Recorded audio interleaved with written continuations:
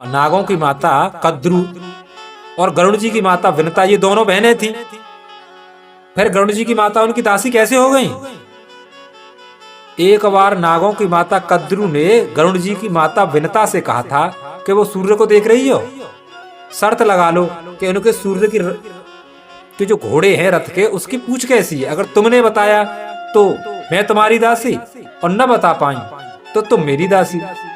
और दोनों ने शर्त लगा ली। अच्छा, विनता जानती थी कि उनका रंग श्वेत है, लेकिन कद्रू ने छल से क्या किया कि अपने पुत्रों नागों से कहा कि जाओ घोड़ों की पूंछ से लिपट जाओ। तो नाग घबरा गए कि माता वहां तो इतना तेज है, वहां के हम बच जाएंगे। कई नागों ने मना कर दिया। एक जगह हमने पढ़ा है कि शेषनाग ने भी मना कर दिया था। ये कालिया वासुकी सब कद्रू की तो संतान है। कालिया तो 100 फनों वाला है, लेकिन कुछ नागों ने कह दिया कि हम जाएंगे, अब जीवन रहे या न रहे, क्योंकि माता की आज्ञा हो गई ना।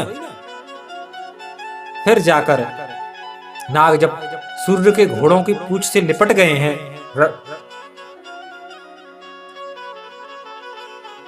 तो जब घोड़ों की पूंछ को देखा तो काली तीखी।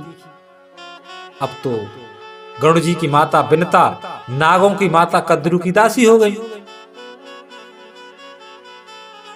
और उन्हें छुड़ाने के लिए जब गरुड़ जी ने पूछा है तो नागों की माता ने कहा था कि मुझे तुम स्वर्ग से अमृत ला कर दो मेरे पुत्रों के लिए, तो मैं तुम्हारी माता को मुक्त कर दूंगा। क्योंकि गरुड़ जी भी दास हो गए, जबकि गरुड़ का तो भोजन है ये सर्प। तो इसीलिए गरुड़ जी ने नारायण भगवान की तपस्या की थी और उनसे वरदान प्राप्त किया। फिर गरुड़ जी ने भगवान के वरदान के आधार पर उड़कर जब चले हैं, समुद्र से जल भर लिया अपनी चोंच में, तो उनके पंखों के साथ बहुत सी दूर चली और चोंच में भरे जल से वहां स्वर्ग के जल रहा था जो परकोटा, उसे बुझा दिया।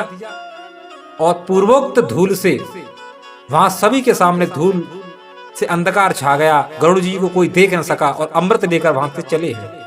जबकि अमृत को लाना तो दूर, वहां तो कोई छू भी नहीं सकता, इतनी सुरक्षा थी।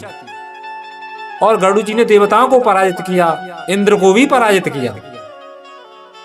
इंद्र ने कहा इस अमृत से देवता अमर हो जाएंगे, नाग अमर हो जाएंगे।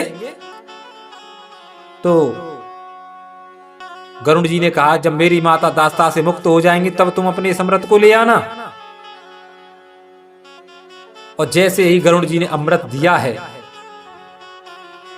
तो नागों की माता कद्रू ने गरुड़ जी की माता को दास्ता से मुक्त कर दिया। और इंद्र ने मौका पाकर वह अमृत वहां से लेकर विषपात्र रख दिया। और कद्रू ने वह विषपात्र ही अपने बच्चों को पिला दिया और वरदान दे दिया कि तुम्हारे वंश में जो भी उत्पन्न हो सभी के मुंह में ये अमृत जैसी बूंदें उत्पन्न हो।